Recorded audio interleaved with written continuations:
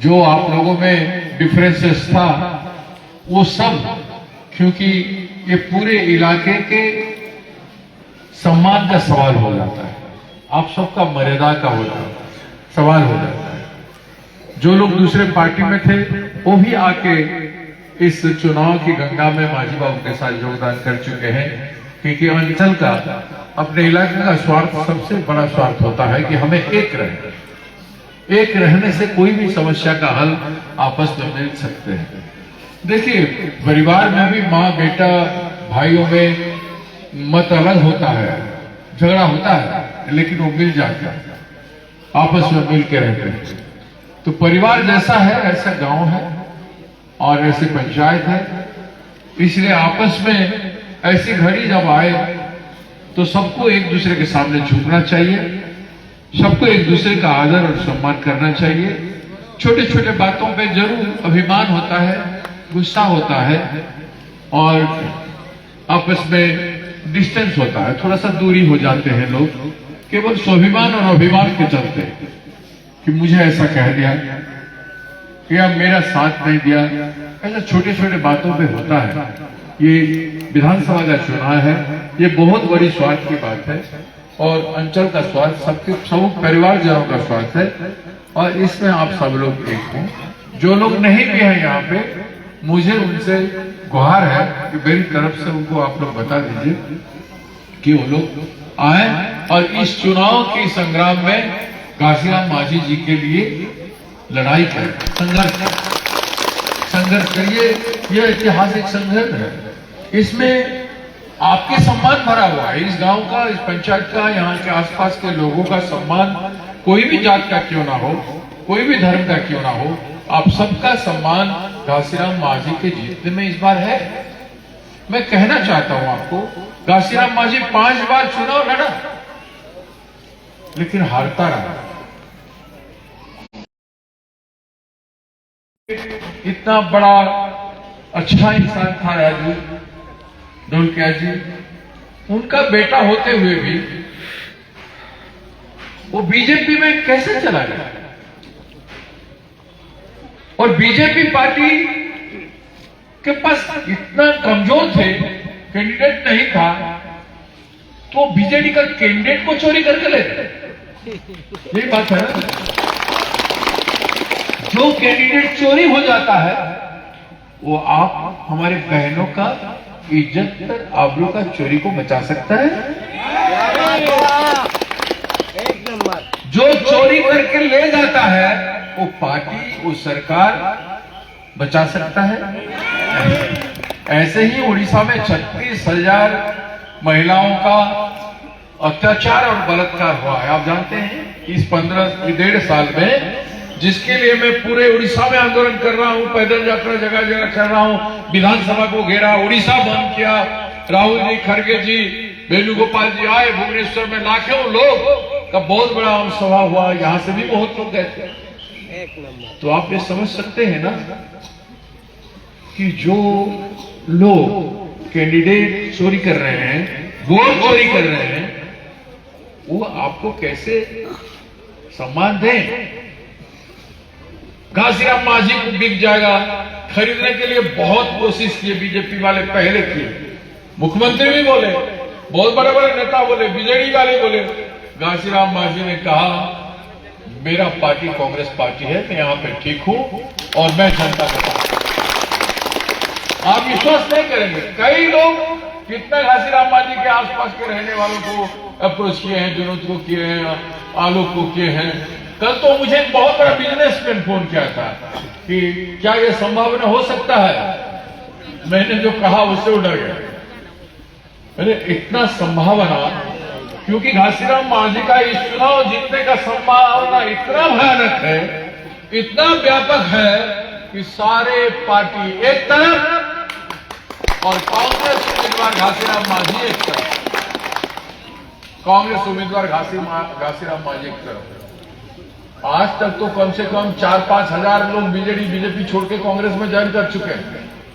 जितने गांव हम जा रहे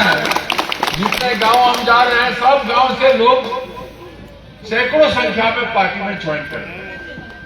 आज अभी 2000 लोगों का कार्यक्रम है पूर्णा में। अभी हम आ रहे हैं गांव से और आपके गांव में यहां आए।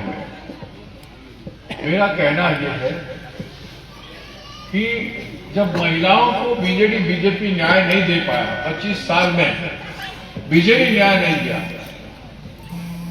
शक्ति मिशन करके एसएसजी ग्रुप करके महिलाओं का शोषण किया, जब तक चुनाव जीता उनके वोट से जीता, लेकिन इस बार उनको छोड़ दिया। बीजेपी सरकार गया, शक्ति मिशन गया, ऐसे होना चाहिए क्या? ऐसे करके महिलाओं का शक्ति मिशन क्यों किया गया? इनको परमानेंट क्यों नहीं बनाया गया? वो जिम्मेदारी बीजेडी का था। आप इनको आपके चुनाव के लिए रखे, चुनाव के लिए मदद किए जीतने के लिए, लेकिन उनका जीवन यात्रा में इनको सशक्तिकरण करके मजबूत करके अपने परिवार में शान से जिए उड़ीसा राज्य में, अपने गांव में, ये तो नहीं किया था, ये तो नहीं किया था। इसलिए क्या बीजेडी गुनहगार नहीं है? बीजेडी गुनहगार है। और भारतीय जनता पार्टी इसका 1.5 साल में महिलाओं को न्याय नहीं दे पाया। महिलाओं को न्याय कौन दे सकता है, इसको आपको सोचना है। दूसरा, किसानों का धान में कटनी छटनी होता है, 10 किलो 15 किलो जाता है, 250-300 रुपया का काटते हैं, और उसका भ्रष्टाचार सोसाइटी से लेकर के मंत्री तक, कोऑपरेटिव का मिनिस्टर, मुख्यमंत्री तक 2000 करोड़ का धान खरीदी में घोटाला किया बीजेपी की सरकार।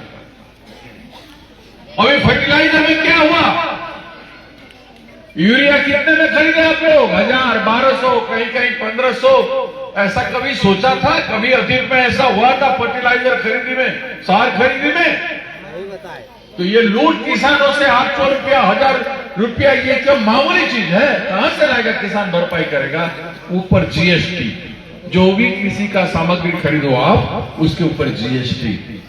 तो किसानों के प्रति हो रहा अन्याय का रोक कौन डाल सकता है? कौन करेगा न्याय किसानों को? और बेरोजगार नौजवानों की बात कहां है? मोदी जी कहते 2 करोड़ जॉब, 2 करोड़ नौकरी देंगे साल में। आज 11 साल हो गया, 22 करोड़ नौकरी मिलना चाहिए। नौकरी खोजते खोजते बच्चे कहां, कोई मद्रास चला गया, कोई बॉम्बे चला गया, कोई केरल चला गया, कोई सूरत चला गया, कोई कहां चला गया। पढ़ा लिखा इंसान मजदूरी करके अपना पेट पाल रहा है और माँ बाप को भेज रहे हैं। यही है ना? नौकरी रहा भी नहीं डिस्ट्रिक्ट में, सब नौकरी कॉन्ट्रैक्चुअल हो गया, ठेकेदार को दे दी। और ठेकेदार अपॉइंटमेंट करता है 30,000 का नौकरी में 25,000, 20,000 देके अपने हाथ में 5,000, 10,000 रखता है। ठेकेदार के दया पे पढ़े लिखे इस देश के नौजवान, आजाद मुल्क के नौजवान रहेंगे तो वोट किस लिए होता है? वोट तो सबको सरकारीकरण के लिए होता है ना। सरकारी नौकरी में जो करता है, जो शिक्षक है, जो क्लर्क है, जो पियन है, जो चपरासी है, उसको कितना गर्व लगता है कि नहीं? और कॉन्ट्रैक्चुअल लेबर काम करेगा वो, पढ़ा लिखा इंसान, तो उसको कैसे लगेगा? तो बेरोजगार नौजवानों को इस देश की सरकार, भारतीय जनता पार्टी और बीजेपी भी दे नहीं पाए। फिर रहा श्रमिक का बात, काम मिलता है गांव में? महात्मा गांधी नारे का जो हमने किया था शुरू, वो भी नहीं मिलता है, भाग जाते हैं लोग काम करने में बाहर। मजदूर का भी न्याय नहीं मिला। यहां पर मेरे सामने दलित, आदिवासी और पिछड़े वर्ग के लोग हैं। आपको न्याय मिलता है? सामाजिक न्याय? कांग्रेस सरकार ने पिछड़े वर्ग के लोगों के लिए 27% रिजर्वेशन स्कूल, कॉलेज में, इंस्टीट्यूशन में किया था, लेकिन ओडिशा में आज तक वो मिला नहीं, मात्र 11% मिला। वो भी दलित, आदिवासी, पिछड़े लोगों को, बच्चों को मेडिकल कॉलेज, इंजीनियरिंग कॉलेज में एक भी नहीं मिलता है, 1% एडमिशन भी नहीं मिलता है। तो सामाजिक न्याय कहां हुआ भाई? कहां है सामाजिक न्याय? राहुल गांधी अपने हाथ में संविधान लेके घूमते हैं, देखो ये संविधान है। मुझ में समझ में आ गया, देश के लोग समझना चाहिए, सरकारें समझना चाहिए, और इस संविधान को बचाने का लड़ाई लड़ना चाहिए। और इस लड़ाई में सबसे आगे सामाजिक न्याय जरूरी है। सामाजिक न्याय देना चाहिए। क्या हम सामाजिक न्याय दे पाए? यही देखना है, क्या हम सामाजिक न्याय दे पाए? नहीं दे पाए। कांग्रेस कहता है, राहुल जी कहते हैं, हम कहते हैं, मैं कहता हूं, घासीराम मांझी कहते हैं, कल अगर कांग्रेस का सरकार होगा तो 52% ओबीसी है, 52% ओबीसी में से 42% रिजर्वेशन मिलेगा। 42% जो हम तेलंगाना में दिए हैं अभी, जो हम कर्नाटक में अभी दिए हैं, हम नियम बना के दिए हैं। तो कांग्रेस ही सामाजिक न्याय दे सकता है। जल, जमीन, जंगल का जो अधिकार 2006 फॉरेस्ट कानून लाके हमने पट्टा दिया था आदिवासी भाइयों को, और आज भी 20 लाख लोगों को पट्टा नहीं मिला। आज भी ये बीजेपी का 25 साल और बीजेपी का 1.5 साल। तो ये न्याय कौन देगा? कांग्रेस ही दे सकता है। इस बार घासीराम मांझी जीतेगा तो 5 न्याय होगा। कांग्रेस का सरकार ओडिशा में बनने का रास्ता खोल जाएगा। घासीराम मांझी जीतेगा तो आप सभी लोग जीतोगे। कांग्रेस पार्टी जीतेगा, मैं भी जीतूंगा। इसीलिए बीजेपी और बीजेडी मिलकर लड़ रहे हैं घासीराम मांझी के खिलाफ। याद रखें कि दोनों पार्टी एक होकर समझौता करके अपना कैंडिडेट को देंगे, और नाम मात्र एक कैंडिडेट बाहर से लाके दे रहे हैं, दूसरे जिला से लाके बीजेडी कैंडिडेट दे रहे हैं, केवल गरीबों की वोट को डिवीजन करने के लिए, दलित भाइयों की वोट को डिवीजन करने के लिए। घासीराम मांझी को दलित लोग वोट नहीं दे, यही बात कहने के लिए एक दलित मेरे बहन को लाए हैं बाहर से और उनको टिकट देने की बात कर रहे हैं। ऐसी थोड़ी होता है। इस जमीन को न्याय इस जमीन के आदमी नहीं करेगा, बाहर का कौन आकर कर देगा भाई? हमें सम्मान है उस महिला से, हम महिला का कभी अनादर नहीं करते हैं, लेकिन वो भी सरकार का, बीजेडी पार्टी का इंस्ट्रूमेंट बन गया, हाथ के खिलौना बन गया। तो आज आपको 5 न्याय देने के लिए पहला न्याय घासीराम मांझी को देना होगा। पहला न्याय आप सब मिलकर घासीराम मांझी को न्याय देंगे। मेरे सामने मैं देख रहा हूं कम से कम 100 नौजवान साइकिलिंग कर सकते हैं, बाइक पे जा सकते हैं, 2-2 मिलकर जा सकते हैं। फैल जाओ इस सब एरिया में जितना बूथ है सब में जाके मैं जो बात बोल रहा हूं उसको पहुंचाओ। घासीराम मांझी की बात जनता में पहुंचाओ। हर किसी का सपना पूरा होगा। 26 साल बाद नौपाड़ा में कांग्रेस जीतेगा। जो पार्टी आजादी लाया था, जो पार्टी देश को आजाद किया, देश बनाया, नेहरू जी से लेकर श्रीमती इंदिरा गांधी जी, राजीव गांधी जी, डॉक्टर मनमोहन सिंह जी ने, कई प्रधानमंत्रियों ने क्या नहीं किया। उस देश को बेच रहे हैं भारतीय जनता पार्टी। पुंज अदानी, अंबानी जैसे पूंजीपतियों के हाथ में बेच रहे हैं। आपकी प्रकृति मां के जितना गर्भ में जितना संपदा है, खनिज संपदा, वो सबको बेच रहे हैं ये लोग, और उसको बचाना है तो कांग्रेस पार्टी बचाएगा। आप उसको ध्यान रख के न्याय देने के लिए घासीराम मांझी को वोट दीजिए। तो मैं आशा करता हूं मेरी गुहार आप सब लोग सुनेंगे। मैं दिल से आपको अप्रोच करता हूं, मुझे झूठ बोलना आता नहीं। मैंने नहीं कहा कि मैंने क्या किया नहीं किया, आपका मैं एमपी था इसलिए मेरा हक है। मैं कई चुनाव हारा, लेकिन जब आपने मुझे जिताया था 2009 से 14 में, तब आज जो हॉस्पिटल देख रहे हो आप कलेक्टर ऑफिस के सामने, वो इमारत कितना बड़ा जो है सुपर स्पेशलिटी हॉस्पिटल मैंने मंजूर करके दिया था। ये हमने यूपीए 2 सरकार में मंजूर करके दिया था। वो एकलव्य विद्यालय है आदिवासी बच्चों का पढ़ने का, वो भी हमने दिया था 14-15 करोड़ रुपया का। ताकि केवी लाइन भी हमने लाया था। सुनाबेड़ा प्लेटू में 272 करोड़ रुपया दिया था। जो रास्ता में बना है, जो कॉलोनी बना है आदिवासियों के लिए, जो रास्ता में आप जा रहे हो सुनाबेड़ा को, उस रास्ता का पैसा हमने दिया था उस समय। घर घर में हमने राजीव गांधी ज्योति बिजली लगाया था।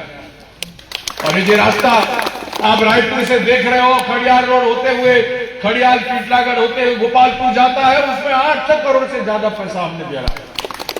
गांव गांव में जो प्रधानमंत्री सड़क है वो हमने दिलाया था। एक सेंट्रल कॉलेज, सेंट्रल स्कूल नयापड़ा में एक किया। और हमने जब नया खड़ियाल के लोग बोले हमारे यहाँ भी एक करो, तो हमने वहां भी एक कर दिया। दो सेंट्रल स्कूल हमने एक छोटा जिला में दिया। कई जिलाओं में अभी भी सेंट्रल स्कूल नहीं है। तुमने इतना हाई एजुकेशन में आज ये सरकार कुछ यूनिवर्सिटी कॉलेज कुछ नहीं कर पाया है, कुछ नहीं कर पाया। कोई बड़ा विद्यालय बना है, बड़ा इंस्टीट्यूशन बना है, विश्वविद्यालय बना है, मेडिकल कॉलेज बना है, नहीं क्या।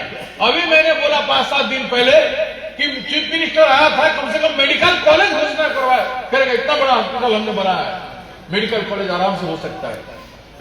हमारे बच्चे डॉक्टर बनते, नर्स बनते, कई कंपाउंडर बनते, कई चीज फार्मासिस्ट बनते, लेकिन नहीं किया। खड़ियाल रोड को म्युनिसिपैलिटी बनाएंगे, कुमना को म्युनिसिपैलिटी बनाएंगे बोलते झूठ बोल के गया। कोई बजट में नहीं है, कोई प्रोविजन नहीं है, लेकिन उसके बोलने के 1 घंटे बाद चुनाव लागू हो गया, 1 घंटे बाद चुनाव घोषणा हो गया। ऐसे झूठ बोल के गया, तो ये लोग झूठे हैं। एनएससी है कि नहीं, नोटिफाइड एरिया काउंसिल एनएससी नोएपड़ा में है कि नहीं, डिस्ट्रिक्ट हेडक्वार्टर में। वहां बारिश में कैसे पानी बहता है सड़क पर, देखे कैसे गलियों में जाइए, वहां ड्रेन तक नहीं है। 13 साल हो गया, तो ये सरकार है वहां तक कुछ पैसा नहीं दिए हैं, और नया एनएससी म्युनिसिपैलिटी बनाने की बात कर, झूठ के ऊपर झूठ। इसलिए आपको देखना होगा, सही पार्टी कांग्रेस पार्टी है। 5 बार हार के धारणा के अनशन किया, कोई सुनता नहीं। घासीराम मांझी जाके लोगों का मांग लेके कचरी के सामने खड़ा हो जाता है, बैठ जाता है। कोई नहीं जाए तो अकेला धर्मसभा में बैठ जाता है। उसका दर्द कितना है आपके लिए, लोगों के लिए, गांव के लिए, आप समझ सकते हैं। मैं समझता हूं, लोग मुझे कहता है अकेले बैठे घासीराम मांझी, हमारी पार्टी वाले बैठने दो। जदि विवेकानंद कहते हैं, जदि तो डाक सुने क्यों न से तेरे अकेला चलो रे। जब कोई नहीं सुनता है तो अकेले लड़ने वाला ये है घासीराम मांझी। इनको आशीर्वाद करो। अब मैं स्लोगन करूंगा, वोट चोर, आप लोग कहेंगे गद्दी चोर। अब मैं कहूंगा कैंडिडेट चोर, आप लोग कहेंगे गद्दी चोर। और मैं कहूंगा बीरोमान में एक नाम घासीराम, घासीराम। माँ बोले घासीराम, बच्चा बोले घासीराम, सब चीज कहेंगे। स्लोगन जोरदार तैयार हो जाइए सब लोग अपना अपना। जो स्लोगन नहीं करेगा मैं देख रहा हूं, तो स्लोगन हो जाए, वोट चोर, गांधी चोर, वोट चोर, गांधी चोर, वोट चोर, गांधी चोर, वोट चोर, गांधी चोर, वोट चोर, गांधी चोर, कैंडिडेट चोर, गांधी चोर, कैंडिडेट चोर, गांधी चोर, कैंडिडेट चोर, गांधी चोर। बीरोमान में एक नाम घासीराम, घासीराम। बीरोमान में एक नाम घासीराम, घासीराम। बीरोमान में एक नाम घासीराम, घासीराम। अरे माँ बोले घासीराम, माँ बोले घासीराम, बेटा बोले घासीराम, बहन बोले घासीराम, बच्ची बोले घासीराम, दादा बोले घासीराम, दादी बोले घासीराम, किसान बोले घासीराम, श्रमिक बोले घासीराम, बेकार नौजवान बोले घासीराम। सबके मुंह में एक नाम घासीराम, घासीराम। सबके मुंह में एक नाम घासीराम, घासीराम। जय हो बीरोमान जनता की, जय हो, जय हो, जय कांग्रेस, जय घासीराम मांझी।